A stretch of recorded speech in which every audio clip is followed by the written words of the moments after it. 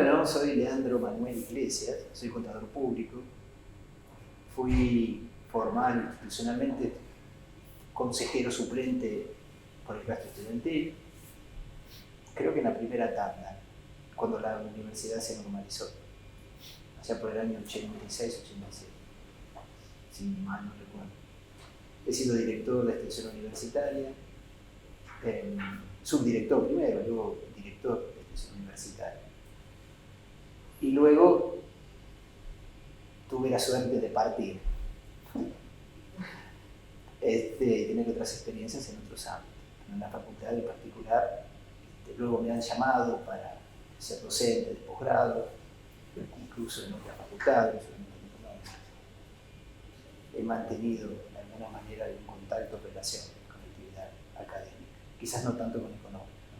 Cuando vos no sabés qué es lo que tenés que hacer, ¿qué te haces? Un test vocacional. Entonces el recorrido terminé, me acuerdo, del hospital Borda, donde ahí hacían los test, era muy chico. Pero bueno, no sé qué rigor esos resultados científicos pueden tener. Me habían dado dos opciones, podía hacer ingeniería o el área de economía, y como en mi familia mi padre era contador, seguí por ahí. Es una tarea, la de contador es una profesión, tiene dos aspectos. Te voy a contar que tengo dos particularidades. No es algo creativo, no hay nadie que de pronto se pueda morir de creatividad por una declaración jurada de impuestos, ni tampoco por el ajuste por inflación. No hay nada ahí, ningún secreto, más allá de que hay muchos técnicos que la convierten en una ciencia. Pero es cierto que en el mundo en que nos toca vivir, conocer de todo esto alivia, y mucho. Al punto tal que la profesión a mí me habilitó a recorrer ámbitos difíciles por ahí de entrar. Mirá, he sido desde auditor del PAMI hasta director general del Teatro Colón. Medio variado, ahora que me doy cuenta. Entonces ese conocimiento en términos administrativos, contables, impositivos, fundamentalmente lo que tiene que ver con la administración del Estado, es lo que a vos te da o te habilita poder acercarte a ámbitos que de otra manera serían nulos. Entonces ese es el aspecto positivo, ¿no? El aspecto quizás es una tarea ardua, termina siendo empleado de la DGI o de la FIP, yo estoy viejo, de la FIP. Pero bueno, ese fue el inicio. Lo interesante no fue tanto el desarrollo profesional, la valoración que hoy puedo hacer, que lo tengo por supuesto, sino son las experiencias que tuvieron alrededor. Me abrieron las puertas a tener experiencias personales importantes. En aquella época la motivación coincide con la motivación política. Ustedes recuerden, para que ustedes se den una idea, yo empiezo a estudiar en la dictadura. Empiezo a estudiar en la dictadura con examen de ingreso. Era el gran cuco poder entrar. Me parece que era Cayetano Lichardo el decano, interventor. Así que bueno, era algo, en algunas instancias, en algunos momentos había que entrar con la puerta de Córdoba, una sola ala abierta, mostrando documentos. Y no, era todo muy silencioso para tratar de describirlo de alguna forma, ¿no? Así que eso era una especie de motivación que cuando se despierta, en gran medida con muchos compañeros de aquella época, con la apertura democrática. Entra como interventor de la Universidad Francisco de Lich, que es el que crea en aquel momento el CPC. La gran disputa era, parece mentira, pero parece que esta discusión la seguimos teniendo. En aquel entonces si había que restringir el ingreso o no. Era evidente que lo que se sostenía era que el costo que esto demandaba y que no todo el mundo estaba en condiciones de poder acceder. En el último tramo del gobierno de la dictadura se instauraron los aranceles. Yo pagué aranceles. La universidad llegó hasta arancelar en aquel entonces. Una de las manifestaciones era quemar la chequera en una hoguera en el patio. Era como muestra de reacción a eso. Y la idea era como que una universidad masiva era un fracaso. ¿no? Era que iba a terminar con una universidad sin calidad o desfinanciada, iba a ser una universidad que no iba a tener prestigio. Y bueno, la verdad que una de las pocas cosas que creo que tiene mucho valor es que aquella experiencia que permitió normalizar la universidad en un modelo que creo que es único. Imaginen semejante institución, la que la organización, la conducción es colectiva. No sé si esto existe en otro lugar, donde los alumnos, los docentes, los graduados e incluso en algunas universidades no docentes participan del gobierno de cada facultad de la universidad. Es en la asamblea en donde todos los claustros se reúnen. Hay mucho barullo, a veces las disputas son difíciles de resolver, es ruidosa, pero es el sistema que ha permitido autogestionarse y que de alguna manera ha puesto a las universidades nacionales en un lugar de prestigio que en aquella época de algún modo se cuestionaba. La masividad iba en contra del prestigio y del nivel. Era imposible pensar que no hubiera una restricción en el ingreso. Y en aquel entonces, cuando se piensa el CBC, se entendió que al principio era como una idea medio temporal. Vamos por esto hasta ver qué es lo que podemos hacer. Se le explicó, se trató de justificar la existencia del CBC para que las facultades no fueran inundadas por los inscriptos, con una forma de nivelación, ¿no? De una preparatoria. Y bueno, a lo largo del tiempo se fue consolidando. Muchos creo que tienen la alternativa en el CBC de reorientar quizás su vocación, si es que la encuentran. De algún punto no solamente regula los ingresos, sino que de alguna manera también nivela la formación. Se creó una unidad académica de una importancia en términos de cantidad de alumnos, de infraestructura, que en aquel entonces era algo muy nuevo, era algo raro. Entonces, bueno, todo eso es lo que se ponía en debate. Las discusiones en términos políticos creo que estaban... Esto es lo que se discutía a nivel estudiantil y de cualquier nivel, ¿no? Hoy veo como que la discusión está muy disuelta, ¿no? Es como que hay muchas cosas que están perdidas. En aquel entonces el entusiasmo que se generaba, esta idea de poder construir algo en contra de lo que veníamos viviendo, era muy motivador. Había una inclinación por aportar, por dedicarse, el sacrificio y la ofrenda que se le podía hacer a la institución pública que era la universidad, que había que pelear para que fuera de prestigio. Y eso es lo que se debatía, esa era la discusión. El nivel de las discusiones era, recuerdo, y se las comparo con las que por ahí escucho, no cualquiera hablaba, tenías que estar muy preparado para hablar o para plantear, porque cualquier planteo que hacías era debatido con un nivel en términos de formación política e intelectual, yo no sé si es por la edad, y uno lo que hace es potenciar y valorar su propia experiencia. Pongo mucho esfuerzo en hacer este análisis y veo cuál es la diferencia a nivel dirigencial. Pero bueno, ¿por qué hago hincapié en esto? Porque fue motivador en aquel entonces. Todos estábamos en esa idea. Podíamos tener orientaciones distintas, ¿no? Sin duda, buscábamos formas, el planteo era, bueno, el método es distinto cada uno, pero la esencia de la discusión era la misma. Todos buscábamos de qué manera se podía jerarquizar la función de la universidad. Y en aquel entonces, yo era como una especie de, no era una especie, en aquel momento fui el primer graduado de esa tanda que llegaba al consejo directivo. Y entonces, en una apertura, en términos políticos, en aquel entonces se elige como decano a Leopoldo Portnoy, a los que venían de la agrupación estudiantil o del claustro estudiantil, se los involucró de alguna manera en la gestión y es ahí cuando yo accedo como subdirector del Departamento de Extensión Universitaria. Que no está mal recordar que es uno de los pilares centrales de la reforma universitaria, ¿no es cierto? Hablamos del cogobierno, de la libertad de cátedra, de los concursos, esenciales, ¿no? es cierto? Pero la extensión universitaria era el modo de cómo se podía uno conectar con esa sociedad en la que nosotros nos despertaba mucho interés de lograr, de que la gente pudiera popularizar, ¿no? Tal vez el acceso y el conocimiento de la universidad, civilizar.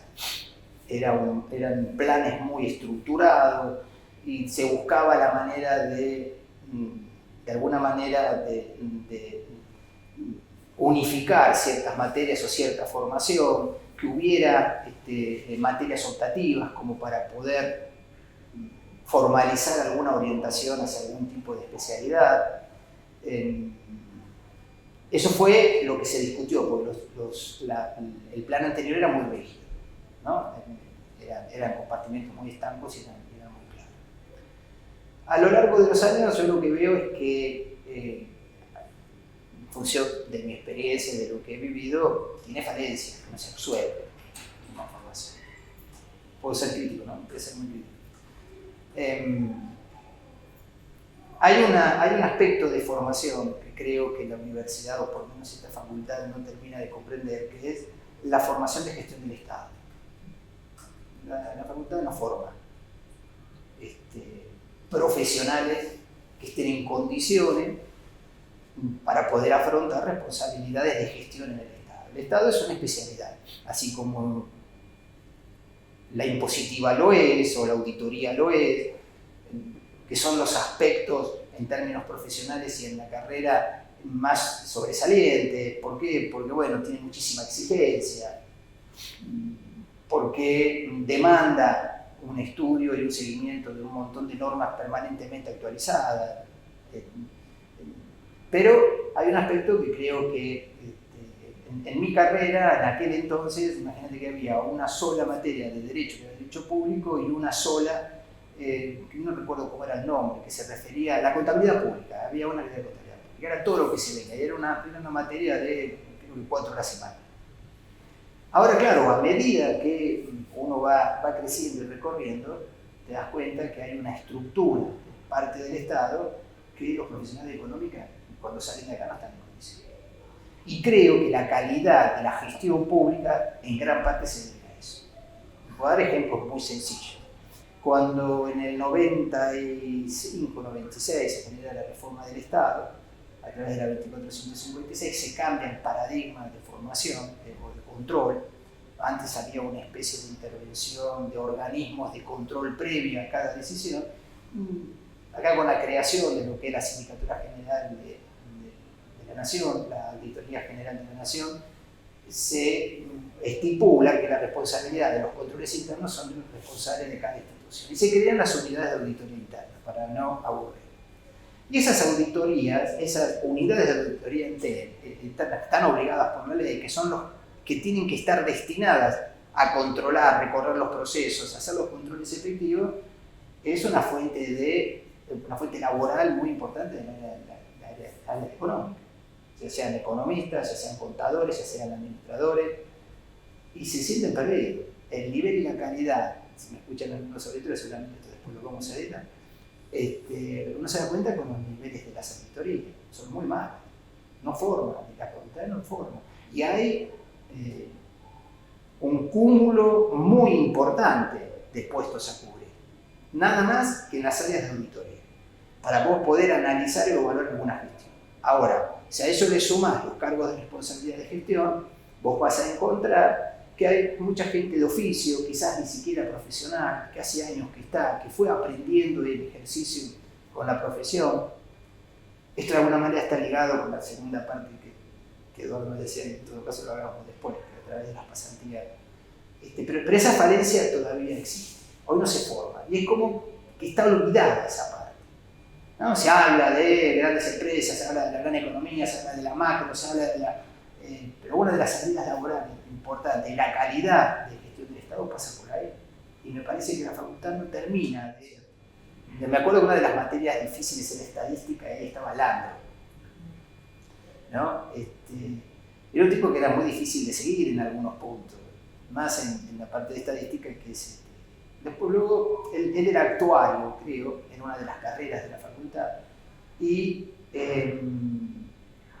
luego descubrimos, o el comentario que existía en aquel entonces, que esa carrera era una de las formaciones de matemática más importante y más profunda de toda la universidad. O sea, aún de las exactas. Y las clases, tipo, era difícil seguir. Imagínate que los exámenes parciales podían durar 4 o 6 horas. No, él no le importaba, bueno, después te llevaba al departamento donde estaba, acá, en el departamento de estadística, y vos seguías con los exámenes. Vos tomaste tiempo, no hay ningún problema. Y no era una materia que te pudieras copiar, porque era todo desarrollo. ¿Entendés? No tenías que... Ese fue un docente que en particular, por su forma, de alguna manera nos marcó. Y bueno, y luego no te sé decir si hubo algún otro en particular que me haya despertado alguna orientación. Mi profesión la desarrollé porque la vida me llevó, no porque alguien me haya despertado, voy a ser especialista en impuestos. En puestos estaba Mazar, me acuerdo en aquel entonces, que era uno de los difíciles para cursar, pero un tipo con un conocimiento y un valor. Hay una anécdota, éramos un poquito, porque en esos cursos no se anotaba mucha gente, porque eran de los difíciles.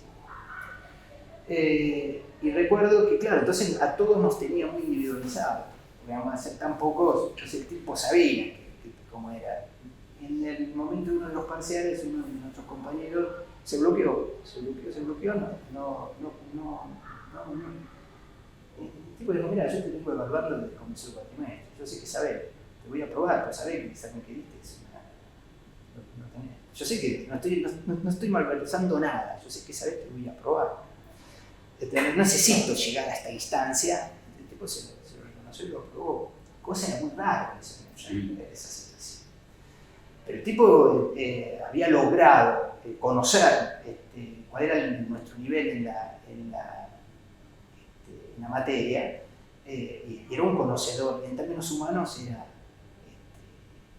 Él contaba que una de las anécdotas, quizás fue muy simpática, era un consultor impositivo, en aquel entonces había sido convocado por el gobierno para la reforma impositiva. No eran muchos los que podían estar involucrados en eso, porque son gente de renombre, ¿no? Y en aquel entonces nos contaban una anécdota, habían contactado para que él hiciera un informe que pudiera favorecer en una disputa impositiva, que son muchas, que se tenían con el tribunal, en la que él no estaba de acuerdo. Él no estaba de acuerdo, de ninguna manera él podía llegar a firmar ese dictamen. Bueno, y él tenía ahí una crisis y una disputa personal de no saber, y le ofrecían mucho dinero. Bueno, finalmente él dice que no lo aceptó. Las cosas de la vida se hacen que de pronto otra empresa lo contrata y no recuerdo cómo fue el resultado, pero a él le terminan accediendo y ofreciendo un equipo de música que él deseaba en aquel entonces, y que se lo terminan regalando por los beneficios por la tarea que había realizado. Y cuando él compara el valor de ese equipo, que era, se ve, de mucha importancia, la suma era igual a la que le habían ofrecido para tratar de tergiversar el dictamen que le habían pedido.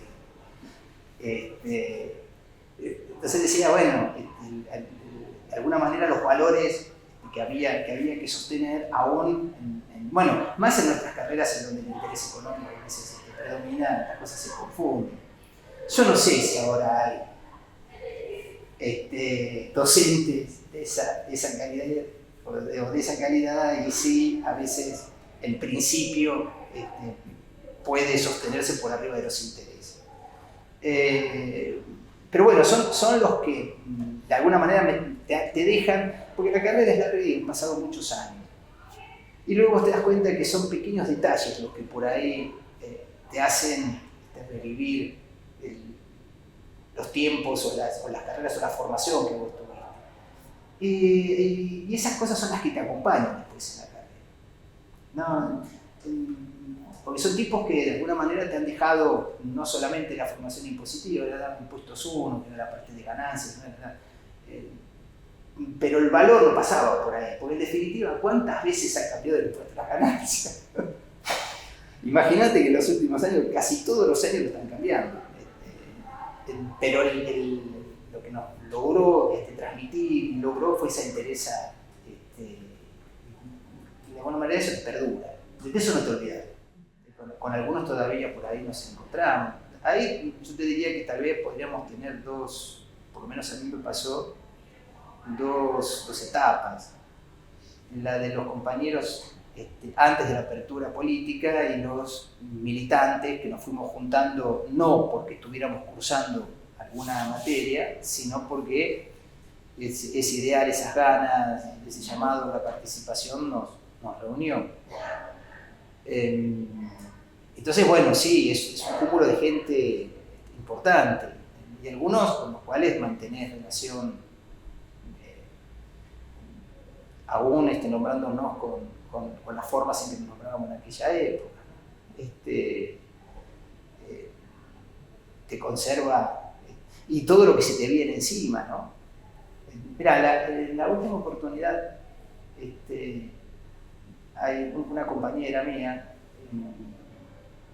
que cumplía años, no vamos a decir cuánto, y que, amigo de la pareja, el esposo le quería hacer una fiesta sorpresa y lo que hizo fue cada uno podría mandarle un mensaje particular. ¿Y qué se le dice? Otras cosas para no hacer, uno trata de ser original, cosa que pocas veces se logra. Un feliz cumpleaños, ¿qué otra cosa más se puede decir? Pero lo que a mí me vino era en qué momento uno termina con esas relaciones o cómo se terminan las etapas. ¿Cuándo es la última vez que de pronto, terminada la clase, nos fuimos a comer? ¿O la última vez que nos vimos o que compartimos alguna reunión en alguna casa para estudiar, vas a saber qué materia? ¿O los encuentros que hacías? ¿Cuál fue esa última vez? Entonces me daba cuenta que esas últimas veces se dan sin que uno sepa que son la última vez. No sabés si los vas a volver a ver. Y de hecho ha pasado, que algunos los dejas de ver y los viste por última vez y no sabías que era la última. Quizás uno tendría otra relación si supiera si esa es la última. Entonces, bueno, quedó ese mensaje grabado en función de eso y ahí uno se retrotrae y empiezan a aparecer un montón de recuerdos de aquella época. Pero yo te los dividiría de las dos formas, porque tal vez mis compañeros, llamémoslos académicos, los de cursada, teníamos discusiones por ahí políticas y no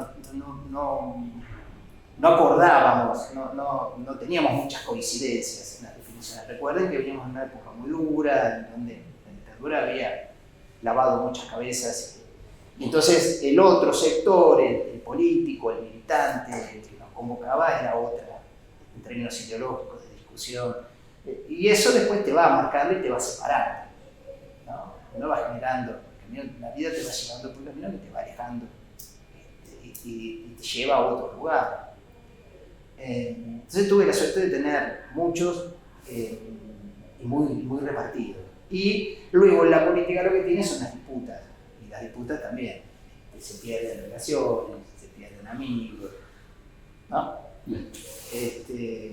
A veces uno no lo hace, quizás hace falta de madurez, pero cuánta gente, ¿no? Cuántas relaciones se pierden porque por ahí el camino político se diferenció, hay decisiones en medio que son discutidas o no son compartidas. Y esos son dolores que quedan.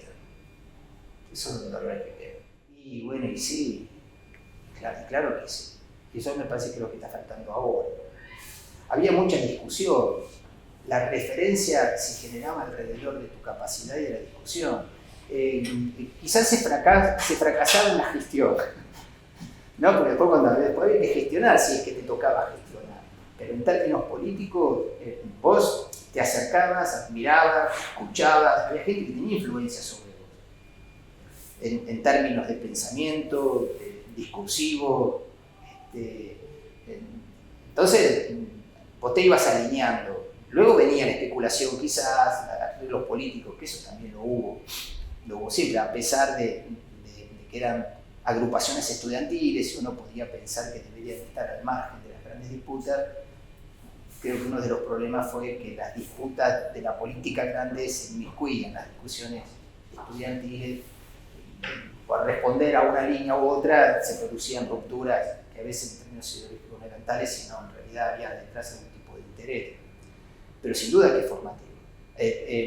Poder sostener una discusión defendiendo alguna posición o alguna idea no es sencillo.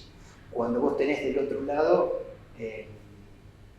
alguien que de pronto te puede refutar, y cuando es neutro, esto es, cuando vos estás convencido y querés exponer tu pensamiento y estás dispuesto en todo caso a escuchar al otro al punto tal de hasta incluso la posibilidad de dejarte convencer, es muy enriquecedor porque vos vas contraponiendo. El problema es cuando hay que ganar o ganar.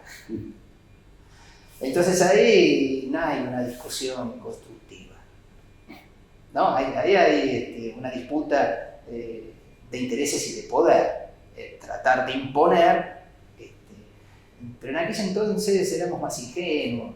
Mirá, yo en la apertura, a mí me traía mucho Alfonsito, el radicalismo. Yo empecé en el barrio a trabajar, en la sexta, por ahí por Caballito.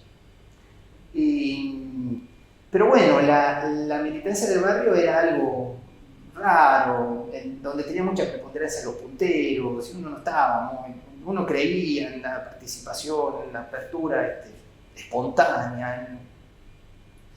Y bueno, me saqué del centro de estudiantes por las mías, como venía del radicalismo, me acerqué a la Franja Morada, que en ese momento conducía medio raro, porque recuerdo que entre un sábado, los sábados se reunían y tenían la agrupación, y el primer día entro y todo, ¿quién lo trajo? Entonces me empiezan a ver quién lo trajo, de qué línea política era, o de qué cosa. Tengo ganas de participar. Bueno, y a partir de ahí empezó todo ese proceso en el que vivimos la normalización de la universidad, lo que fue la normalización también de la fuga, la participación en la fuga, cuando se hacían los congresos y las asambleas, junto con Vázquez, con Gallego Vázquez, de alguna manera, tal vez, más secundaria Jesús Rodríguez. Ellos estaban graduados, ya sabían. Ahí estaba Llambra, estaba Walter Berardo, bueno, y no muchos más, porque después veníamos, claro, imagínense que si yo era el primer graduado de Santana, yo era el mayorcito, además. Todos los otros pibes estaban entrando, o estaban a mediados o principios de la carrera. Entonces también teníamos ahí una especie de responsabilidad de formación y de contención de estos chicos. ¿Qué otro nombre de los...? Bueno, Fabián Famá. En aquel entonces llegó a ser presidente del centro de estudiantes. Después tuvo Berardo, después Nicolás Kogan, que también venía de una generación. Cristian Carán, que venía... Cristian empezó a militar un día que dijimos: necesitamos un fiscal, lo sentamos ahí y no lo fuimos a buscar más. Fue a la mañana y terminó a las 8 de la noche todo ahí. Bueno, se ve que eso le gustó, no sé por qué razón. A partir de ahí empezó su militancia. Yo recuerdo, necesitamos a alguien, bueno, lo dejamos ahí, nos olvidamos, quedó en la mesa. Mirá, en aquella época estaba la JUP, que era el peronismo más tradicional, estaba la Regional 1, que eran los puntoneros, luego estaba la izquierda, no tan diferenciada la izquierda. Bueno, ahora tenés, qué sé yo, tenés el MAS, tenés el Ya Basta, bueno. En aquel entonces eran los llamamos nosotros o chinos, trotskistas, bueno, después estaba la franja morada, que era la parte de los radicales. Y luego fue apareciendo lo que en aquel entonces se constituía como UPAU, que era el sector más liberal, que al principio no tenía tanta identidad, ¿no? Porque la discusión política se daba más sobre ya los partidos más formados. Entonces el peronismo tenía su incidencia, el radicalismo a través de la franja lo mismo, o sea, había como representaciones que se replicaban dentro de la facultad. Y en esos años empieza a aparecer esta expresión más liberal, con Lynch, Juan Carlos Lynch. Era la época de Maslatón, que estaba en Derecho, porque las agrupaciones trataban de estructurarse en términos universitarios, porque la disputa era ganar las facultades para luego sumar votos y ver qué incidencia se tenía sobre la fuga e incluso en el Consejo Superior, para ver cuántos consejeros superiores se podían imponer o lograr nombrar. Entonces, las agrupaciones eran de alguna manera transversales a las facultades. Uno ayudaba, hemos cruzado a ayudar a medicina, hemos ido a arquitectura, los militantes nos reuníamos en esas tareas, de tratar de ayudar. Y esas agrupaciones más liberales, luego aparecieron algunas otras más de izquierda y no tan liberales. Ustedes habrán escuchado el TNT, Tontos pero no tanto, donde ahí de alguna manera empieza o participa Kicillof en esa agrupación, que desde la izquierda hacían un cuestionamiento a veces mordaz, pero muy inteligente. Tenían como figura o como logo el correcamino, ¿no? Era el dibujito del correcamino que siempre perdía, el que corría. Y las discusiones eran en términos ideológicos y muy al principio, luego se fue desdibujando. Luego, solo que notaba era que la elección no se ganaba con la discusión ideológica, sino con los servicios que se podían dar. Empezó a ser asistencialista. Entonces, los estudiantes vendían los apuntes, organizamos los cursos de inglés, dábamos cursos de inglés cuando todavía el laboratorio no existía. Entonces, teníamos cursos de computación, logramos abrir un gabinete. Ahí medio que se mezclaba la militancia del centro de estudiantes con lo institucional, entonces había decisiones que no se podían tomar en el centro de estudiantes. Entonces, de alguna manera se compartía con las decisiones institucionales de la conducción de la facultad. Fue esa época en donde nosotros decíamos, buscábamos ver cómo complementábamos, ¿no es cierto?, la formación y cómo atraíamos el interés con otras actividades. En la académica, en el deportivo no nos fue tan bien. La deportiva no nos fue tan bien. No conseguimos lugar donde poder hacer deporte. Una vez fuimos al Parque Sarmiento, allá vieron donde está la dirección de tránsito, que tiene la pista. Bueno, a un costado teníamos era un páramo eso. El frío que hacía, las canchas estaban marcadas y nosotros marcando la cancha a las 6 de la mañana de un sábado con una regadera. Todo era posible, ¿entendés? Y la cosa era que había que lograr. Ahora es todo, los equipos tienen sus camisetas. No, entonces era todo muy amateur, ya te digo, muy artesanal. Entonces en todo se trataba de ofrecer, pero nos dábamos cuenta que la gente de pronto no se atraía por la discusión política. Creo que eso ha sido uno de los errores, después pasa lo que pasa. Entonces fue más bien asistencialista, fue más bien, bueno, vamos a ver qué servicios se dan, cómo mejoramos ciertas condiciones. Hubo muchas mejoras en aquel entonces, incluso en términos edilicios, por recaudación que tenía la facultad, se fue buscando, y la discusión política se fue postergando. Bueno, el proceso fue largo, porque acordate que teníamos que elegir, teníamos que pasar por el proceso de elección de los representantes por claustro.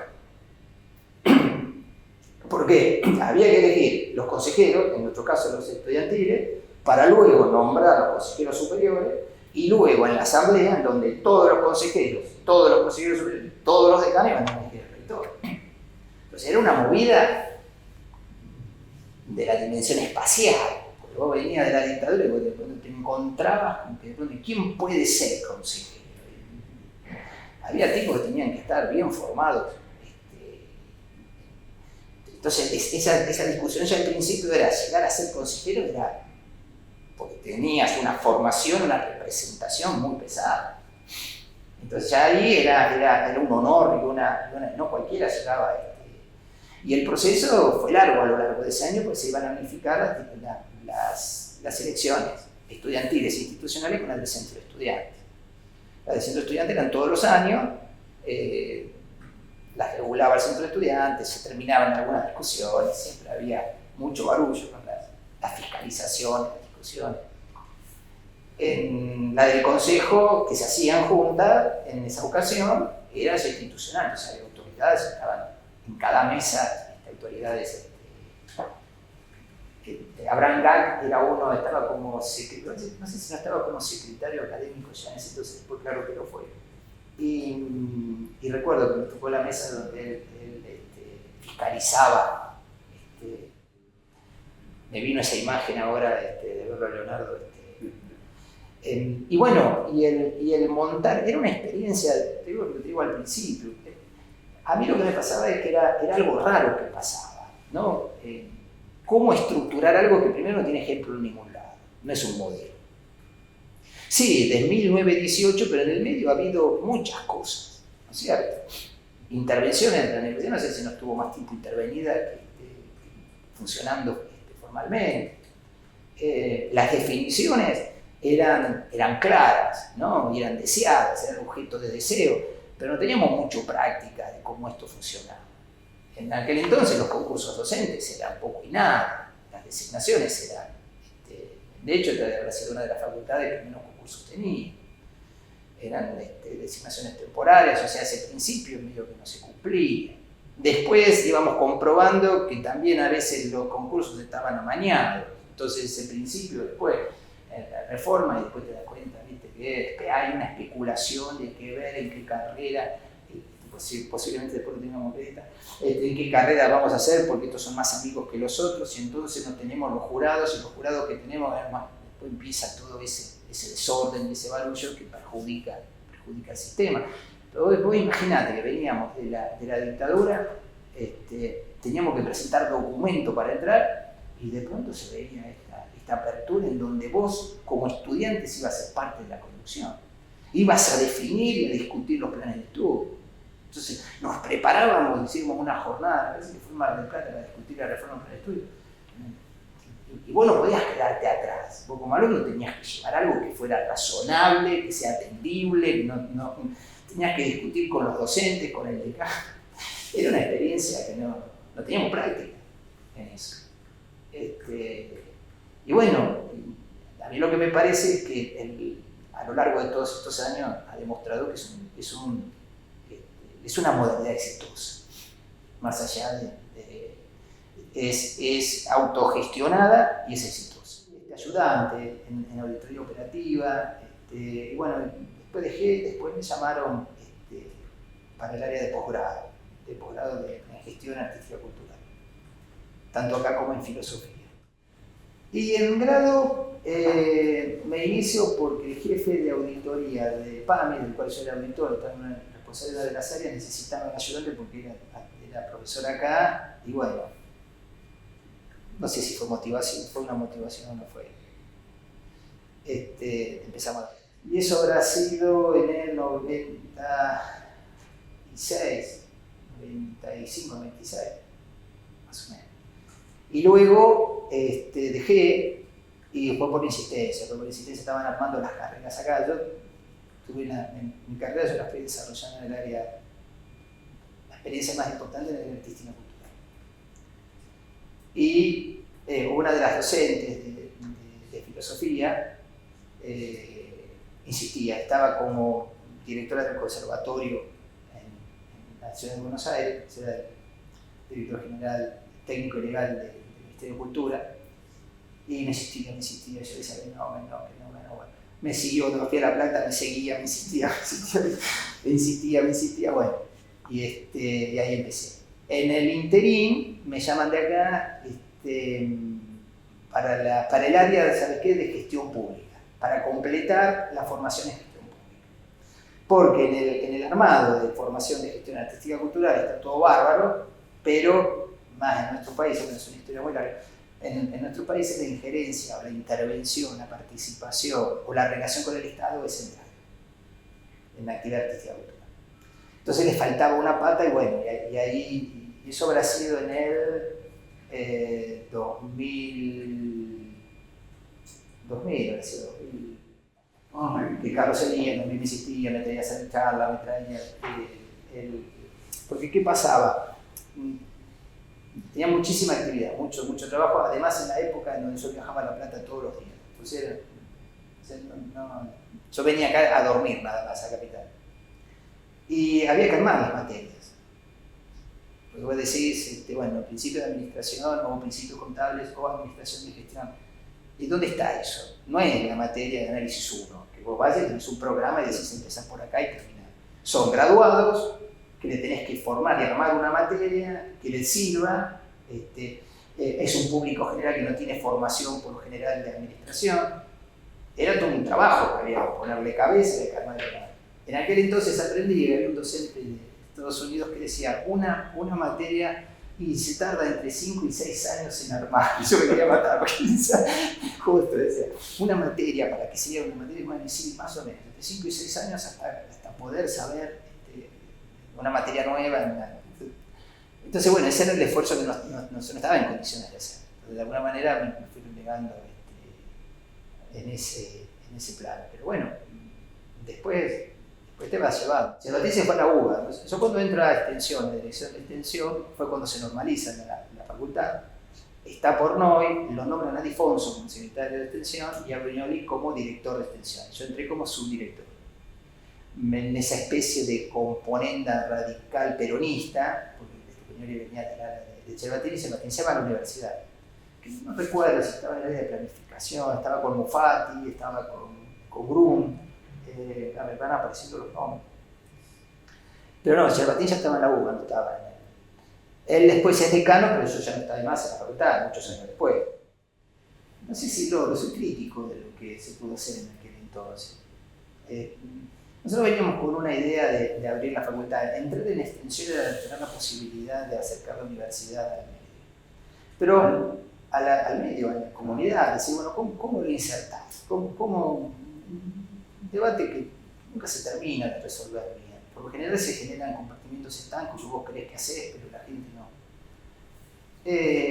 Pero había una realidad. Yo venía de recibirme y te dabas cuenta que ese es el momento cuando vos te dan la última nota en donde pasás de tu cómoda situación de estudiante, más o menos solventado, a un desocupado.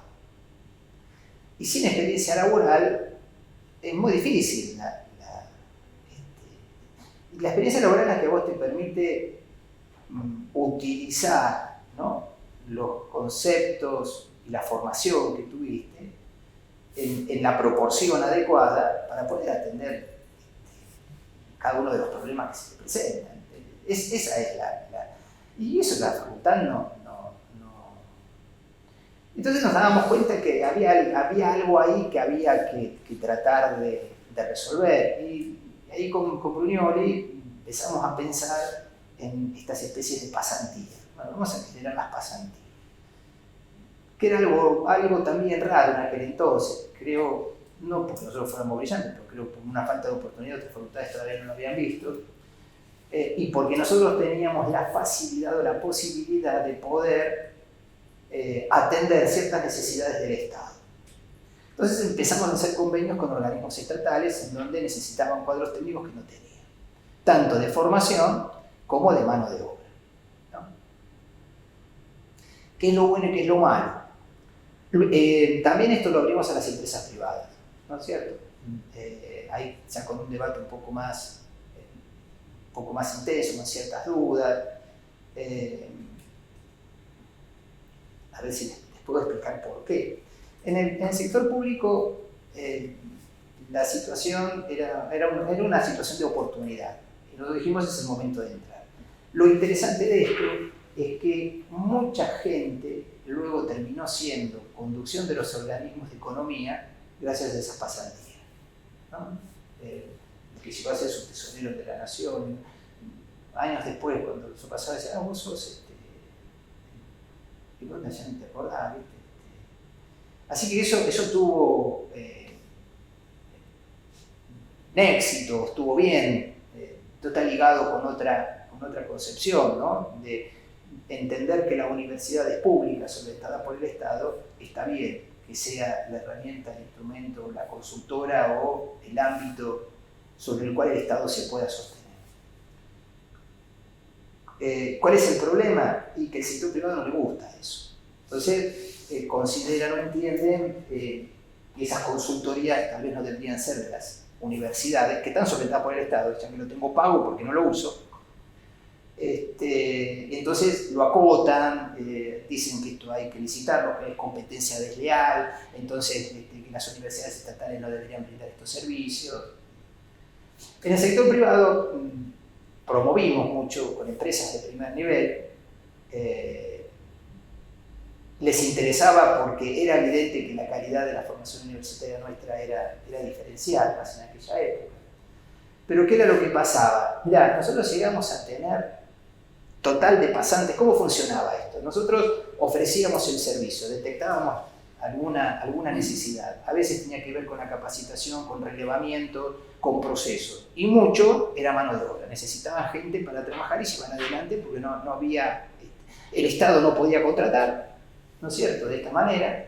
Si no era a través de vacantes que tuvieran a través de concursos, entonces encontraban un mecanismo fácil para poder fortalecer la gestión. Pero ¿qué pasaba? No estaban nombrados por el ministerio, estaban nombrados por la facultad. Cada ministerio, cada institución pública o cada empresa pública nos acordábamos el valor, nos mandaban un montón de plata, con eso nosotros pagábamos esta especie de sueldo, que era un sueldo, y quedaba siempre un 20%, con lo cual por no empezó a hacer muchas horas en la facultad.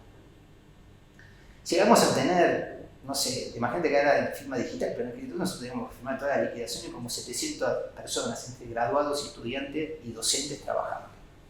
Un paquete que era... La experiencia funcionaba, pero ¿qué pasaba? Te encontrabas con que había algunos programas que eran muy interesantes, ricos en términos de formación, y hay otros que eran mano de obra barata. Esa era la realidad. Y más en el sector privado. Entonces, ahí el debate que se empezó a abrir, o por lo menos nosotros lo queríamos abrir, era bueno, esto tiene que estar acompañado con un proceso de evaluación y de formación. A mí no me sirve de nada que un estudiante o un joven graduado esté sacando fotocopia. No tiene un criterio. Entonces, las tutorías tenían que ser y debían ser temporales. Y temporales es, bueno, hay un proceso de trabajo y de formación y eso era difícil de torcer porque en ningún ámbito querían que el tipo que fuera formado, ya conocía, fuera cambiado. Entonces, era muy difícil la rotación para tratar de que fueran la mayor cantidad, hasta incluso fuera una instancia dentro de la formación de grado, dar la oportunidad de ser la fantasía, ¿no? Nosotros tenemos un ámbito de pasantía en la que el tipo, cuando se está por recibir, nosotros teníamos seminarios que eran de práctica profesional, que mucho no te servía porque era la teoría de la práctica, en realidad, te decían que era lo que vas a hacer. La idea era esa, tener una posibilidad que hasta dentro de la educación de grado fuera parte de esto. Bueno, no se logró, conflictos internos y demás, nosotros después nos fuimos, estaban más interesados por el paquetón de plata y de cantidad de gente que se involucraba que por lo que había que corregir. En el sector privado, la discusión del recuerdo discutía con el director de recursos humanos de eso. Y claro, los tipos se encontraban con una posibilidad, eran muy selectivos, en algún caso ellos querían planta permanente, entonces bueno, había un periodo de prueba, quizás eso funcionó porque ellos elegían los mejores y había un desarrollo profesional luego. Ese quizás era uno de los casos más, sabíamos que el tipo ese, si funcionaba, lo iban a seleccionar y iba a hacer carrera en la empresa. Pero había otros casos que eran mano de obra barata, era evitar tener la relación laboral, caía sobre la facultad, y eso no se corrigió, alguien dirá, bueno, pero el tipo que es estudiante, de pronto recibe unos pesos para terminar la carrera, está bien, funciona. Pero nosotros en aquella época decíamos que la universidad universidad no era un ámbito solo para conseguir trabajo. La formación universitaria tenía que tener. Y había que generar una discusión en términos políticos académicos de todos los claustros y definir cómo se iban a hacer los controles. ¿Qué son los controles? Son las evaluaciones. Había que reglamentarla de otra forma. Esto es, primero, ser muy selectivos en las tareas que iban a realizar y ser muy celosos en esto. Porque yo ya te digo, imagínate que teníamos entre 700 y 800 personas. No sé qué cantidad de organismos, entonces estaban todos desbordados. ¿Qué control podíamos tener? Nosotros teníamos coordinadores docentes, ¿no? Teníamos docentes o graduados que de alguna manera seguían, pero faltaba un plan previo. Cada convenio de esto debería tener, más allá de definida qué tarea realizar, el plan académico que lo acompañara, para ver qué alumnos, qué características, qué perfil, qué duración y cuál es la evaluación. Y es difícil de instrumentar, porque claro, vos imagínate, tenés 800 tipos laburando, te estaban entrando no sé cuántos millones por mes, ¿cómo lo torces eso? El interés, y está bien, y bueno, en algún punto sí está bien, pero no fue la idea con la cual se generó. Y tuvo distorsiones. Más allá de esto, de que es cierto que hubo gente que consiguió trabajo, que se formó, su primer tarea, que hasta aparte han sido jerárquicos en muchos, y se acuerdan de las pasantías, pero de 800 no sé cuál habrá sido el porcentaje exitoso. Ahora, ¿podía funcionar? Podía funcionar. Y después se desvirtuó. Esa es la realidad. La idea estaba bien, fuimos ocurrentes. Porque decíamos con Eduardo, una cosa es ser ocurrente y otra cosa es ser creativo en la ejecución de las cosas, ¿no? Ocurrente somos todos. Pero bueno, en el tiempo, a lo largo del tiempo, decís, bueno, comparado ahora, a eso era una salida interesante, más cuando vos ves los casos positivos, pero había que haberlo mejorado muchísimo. Cuando vos iniciás algún proyecto, por lo general, no sabés ni el alcance, las consecuencias, ni los efectos que hay colaterales. Y entonces, bueno, vos lo lanzás y después por ahí terminás haciendo otra cosa de la que por ahí te propusiste. Hasta incluso puede ser hasta más interesante. Pero cuando empiezan a ejecutarse y toman cierta dimensión, van tomando como vida propia. Esa actividad que hacíamos luego se generó como la expresión de deseo de muchos. Todos querían tener una idea y no hubo ningún aporte, no hubo ninguna mejora, no hubo ningún análisis respecto de lo que estaba pasando. Claro, porque la universidad en aquel entonces la había pensado más o menos para la misma época, fue un poquito anterior, pero bueno, el que lo impulsó fue Shuberov. General UBAT, la empresa de la universidad para transferencia de tecnología.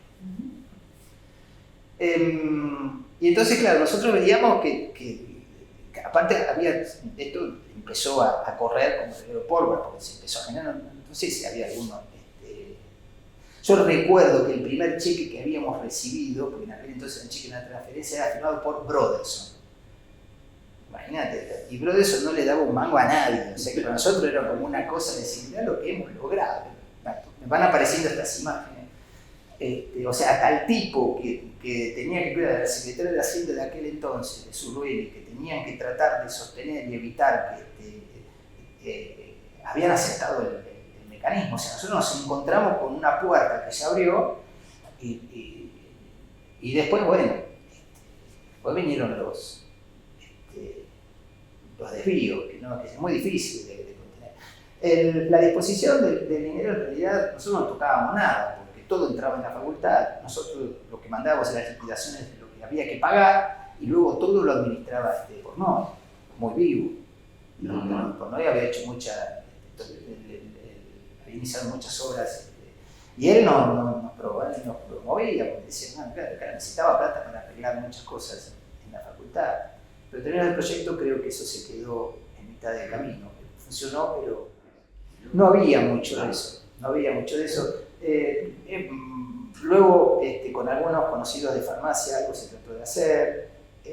Quizás lo nuestro era un poco más fácil, ¿no? Porque teníamos una entrada, si vos te pones a pensar, decís, bueno, a ver, exactas, ¿qué podría ser? Exacta después con los años empezó a desarrollar con sus institutos de investigación y tiene ahora tiene mucha financiación de afuera. Depende de la corriente ideológica de cada gobierno, la competencia desleal o es un recurso que hay que utilizar. Entonces vamos en estos vaivenes, ¿viste?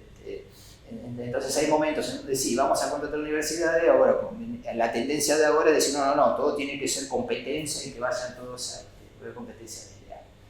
Y esos tumbos hacen que claro, que ningún proyecto se pueda consolidar. Pero me parece que ese es uno de los aspectos para la calidad profesional que bueno, quedó en la mitad de la aspiración que uno tenía, quizás ingenuo, ser recién graduado y tener esa oportunidad. Decís, bueno, a ver, ahora tenemos que hacer, ahora tener oportunidad, lo que vos venís diciendo qué podés hacer. Bueno, medio se truncó, no sé ahora cómo estará eso. Bueno, tenemos varias carreras, sería difícil por ahí definir cada una. Lo que se estudia en esta facultad está muy relacionado con la vida cotidiana de todos. Fíjate que hasta incluso para los que tienen que hacer algún monotributo, que yo no les he contado para ver cómo tienen que hacer. Eso me parece que es una deformación en términos de gestión de Estado, porque no es posible que de pronto la carga administrativa que por ahí tienen ciertas profesiones como las de contadores, vos sos empleado de la FIP, no sabes la cantidad de información que tenés que presentar, de declaraciones juradas, no solamente de IVA, de ganancias, bienes personales, de declaraciones informativas. Entonces, ahí de alguna manera todo se relaciona en algún momento, sea un abogado, sea un ingeniero, sea un egresado de ciencias exactas, terminan en un contador. Las otras carreras, como pueden ser las licenciaturas de administración, que en realidad se enfocan al estudio de las organizaciones, para hacer una síntesis muy apretada, tienen me parece, una base de desarrollo interesante. Yo en las materias, lo primero que les planteo es que los principios de administración son los mismos. No hay principio de administración para una empresa de salud, artística, cultural o una autonomía o una fábrica de autos. Los principios son los mismos. Lo que cambia son las prestaciones y son los marcos regulatorios. Y es ahí donde se hace agua. Y en realidad hay un aspecto que es central. Por más que quieran destruir el Estado, va a seguir existiendo. Y la calidad de gestión, en gran parte, además de la falta de calidad de la dirigencia, tiene que ver con la falta de cuadros técnicos. Yo eso lo vivo. Mirá, yo he estado en jurisdicción nacional, provincial, municipal, organismo descentralizado, ahora autónomo. Y yo veo eso, la calidad no están en condiciones de poder hacer un análisis. Por eso digo, y vos te das cuenta que el nivel, porque es otra cosa, o sea, tal vez porque la actividad estatal, la función pública está degradada, de alguna manera desprestigiada. Hay quienes, en aquella época nosotros notábamos que las carreras, la carrera principal, no porque sea principal por contenido, sino por convocatoria de gente, eran los contadores. El 80% en aquel entonces eran los contadores. Y las materias principales y de más pesos en términos técnicos y académicos eran las impositivas, las contables. Dentro de las contables, lo que podían ser los contables o podían ser auditoría. Y esas estaban manejadas por los grandes estudios. Eran todos socios de grandes estudios, los que eran titulares de cátedra. Y ahí nosotros intuíamos que la formación tenía que ver en parte por esta inclinación de orientarte a pensar en una auditoría de una empresa multinacional y no del kiosco de la esquina o del consorcio, que son cosas.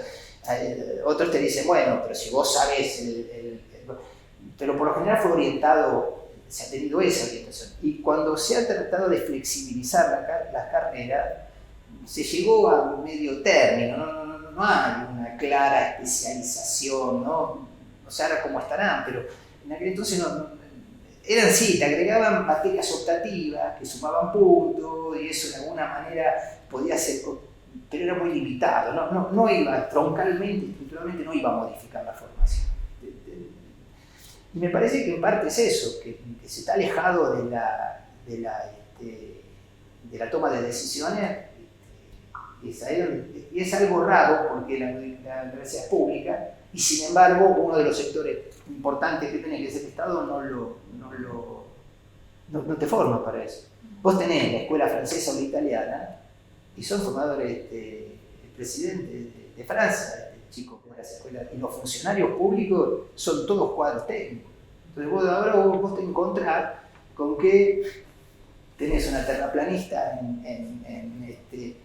claro, pero eso tiene que ver o como esta chica que está en el Ministerio de Salud esta idea de que la política cualquiera puede ser cualquier cosa. Bueno, la política vos te podés postular, sí, pero ojo, tenés que estar preparado cierto, si sos jugador de fútbol, está perfecto, vos te podés, pero el entramado del conocimiento del Estado, eso es algo, y las facultades no te preparan para eso. No tenés, hay alguna materia, claro, están obligados, pero es una formación específica, cuesta muchísimo tiempo, y vos cuando los comparás con otros países no te das cuenta qué importancia que se le da a esto. Los tipos cuando hablan saben de qué se trata, cómo se gestiona. Acá un tipo que sube a un gobierno tarda entre 6 y 8 meses en saber dónde están los botones. Entonces sí. ¿No?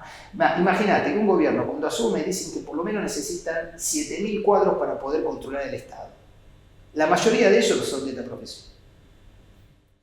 Ojalá que sirva como para comparar ciertas épocas. Es cierto que uno lo que puede recordar y lo que puede expresar como testimonio va a estar sesgado por sus propias experiencias. De algún modo uno te plantea ciertas cosas que no van a ser objetivas. Hay otras que me parece que debería invitarnos, ¿no? A compararnos cómo estábamos, cómo llegamos hasta acá.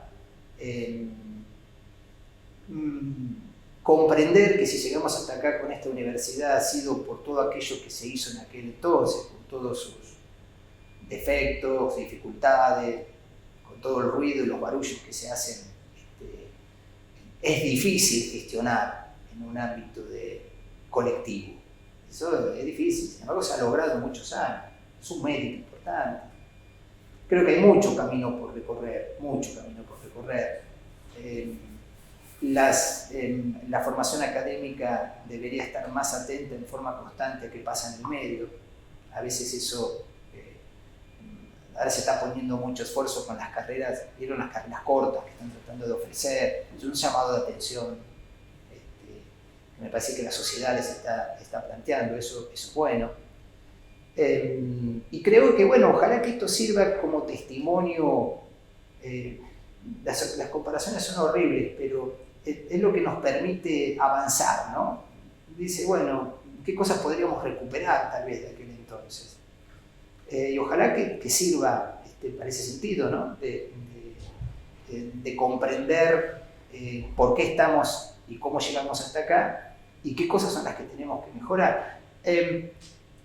Todo ya se practicó, nadie va a ser original ni demasiado creativo. A mí me parece que vamos a ser exitosos si sabemos copiar, ¿no? Experiencias adaptadas a la situación. Me parece que eso me parece interesante lo que están haciendo, este registro. Me han hecho recorrer muchos años de mucha gente, me van pasando caras y situaciones, muchas risueñas, otras no tanto. Pero somos eso, ¿no? Me parece, somos ese registro. Sí, me decía Eduardo al entrar, no queda nada. No queda nada. ¿Cuál fue la última vez que